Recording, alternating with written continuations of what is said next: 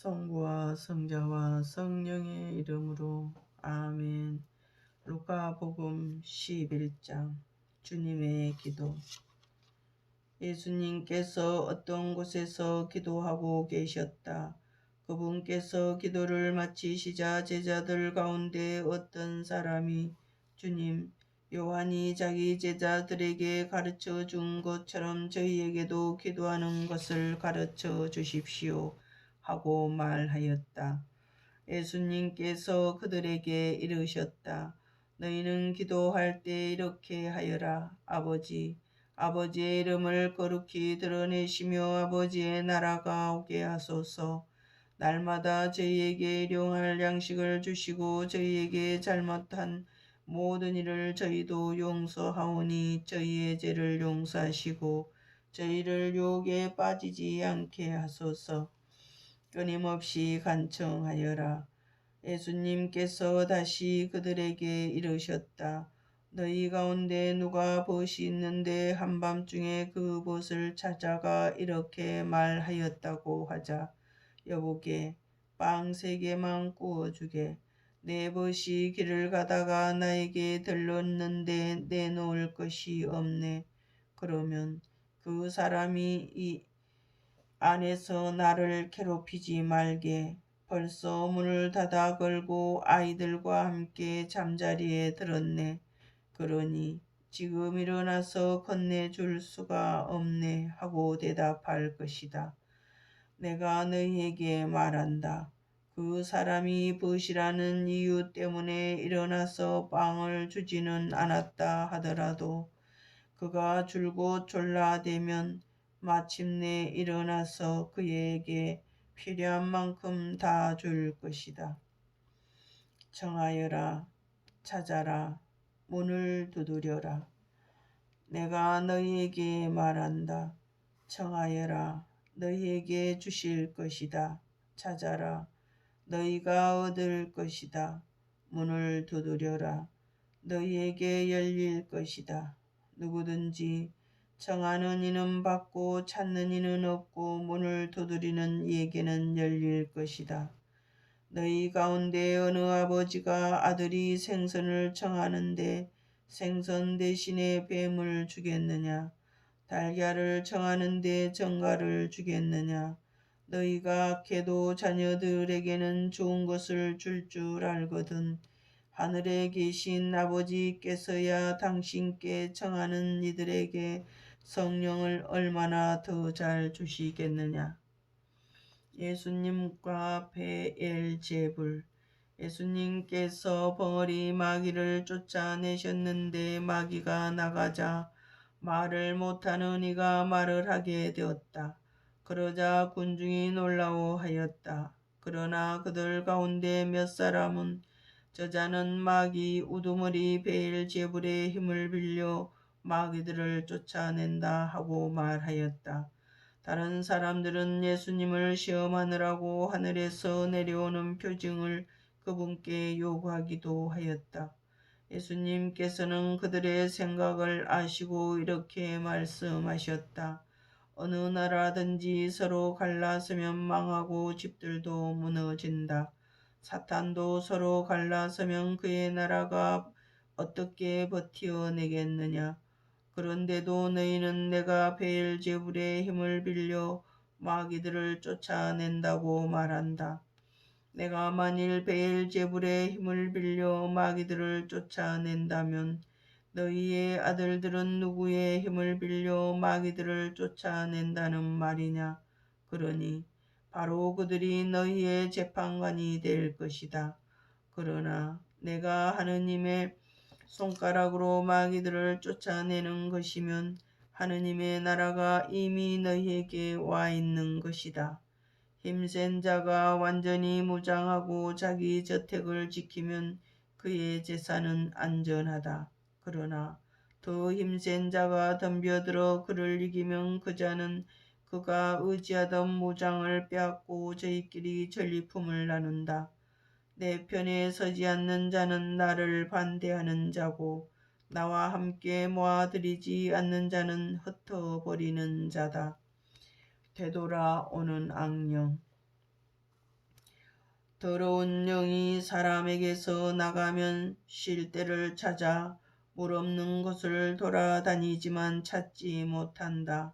그때에 그는 내가 나온 집으로 돌아가야지 하고 말한다. 그러고는 가서 그 집이 말끔히 치워지고 정돈되어 있는 것을 보게 된다. 그러면 다시 나와 자기보다 더 악한 영 7을 데리고 그 집에 들어가 자리를 잡는다. 그리하여 그 사람의 끝이 처음보다 더 나빠진다. 참 행복. 예수님께서 이 말씀을 하고 계실 때에 군중 속에서 어떤 여자가 목소리를 높여 선생님을 배웠던 모태와 선생님께 먹을 젖을 먹인 가슴은 행복합니다 하고 예수님께 말하였다. 그러자 예수님께서 이르셨다. 하느님의 말씀을 듣고 지키는 이들이 오히려 행복하다. 요나의 표징. 군중이 점점 더 모여들자 예수님께서 말씀하기 시작하셨다. 이 세대는 악한 세대다. 이 세대가 표징을 요구하지만 요나 예언자의 표징밖에는 어떠한 표징도 받지 못할 것이다. 요나가 니네베 사람들에게 표징이 된 것처럼 사람의 아들도 이 세대 사람들에게 그러할 것이다.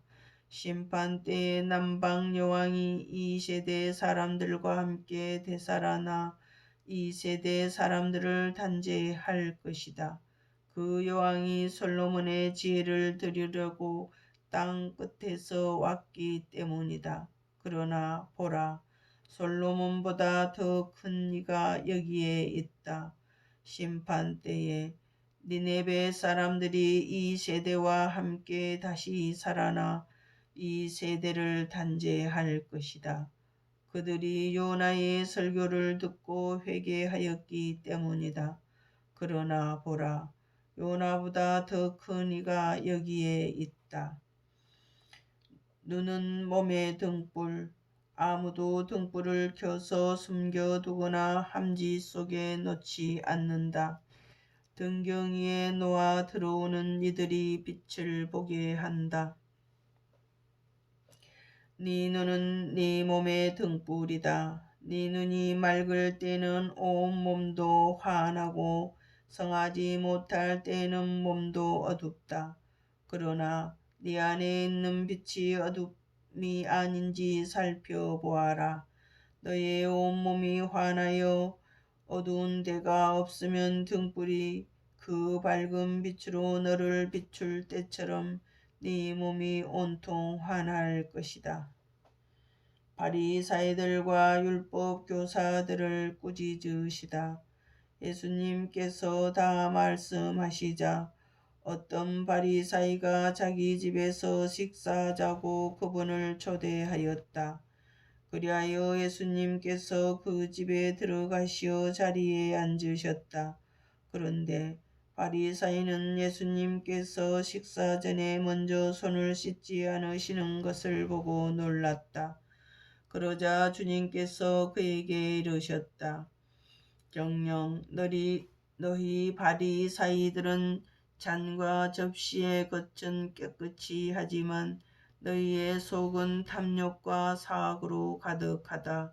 어리석은 자들아, 겉을 만드신 분께서 속도 만들지 않으셨느냐. 속에 담긴 것으로 자선을 베풀어라. 그러면 모든 것이 깨끗해질 것이다. 불행하여라.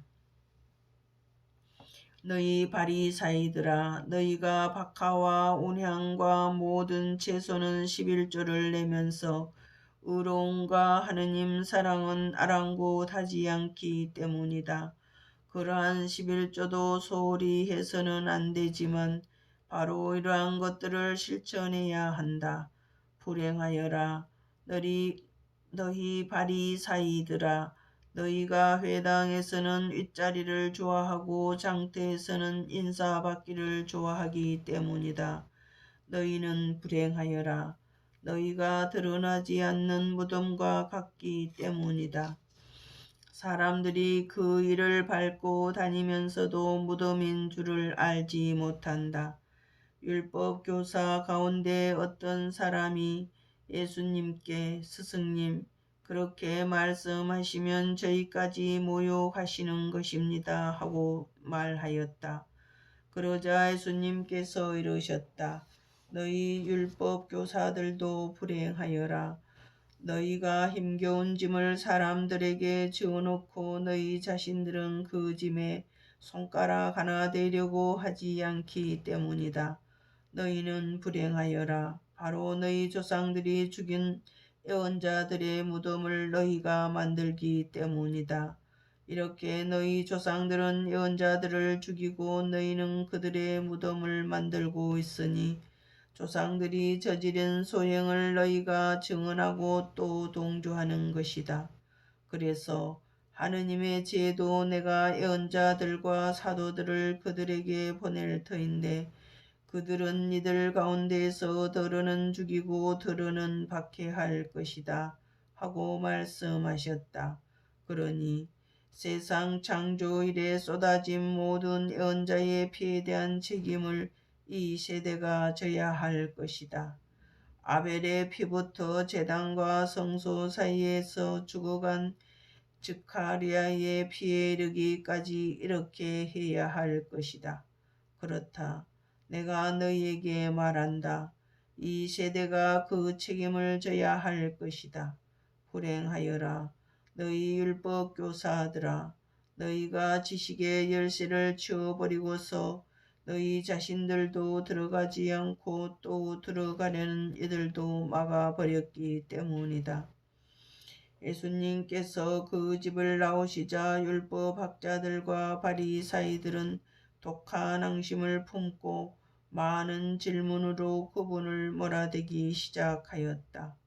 예수님의 입에서 나오는 말씀으로 그분을 얽어매려고 노렸던 것이다. 성부와 성자와 성령의 이름으로 아멘.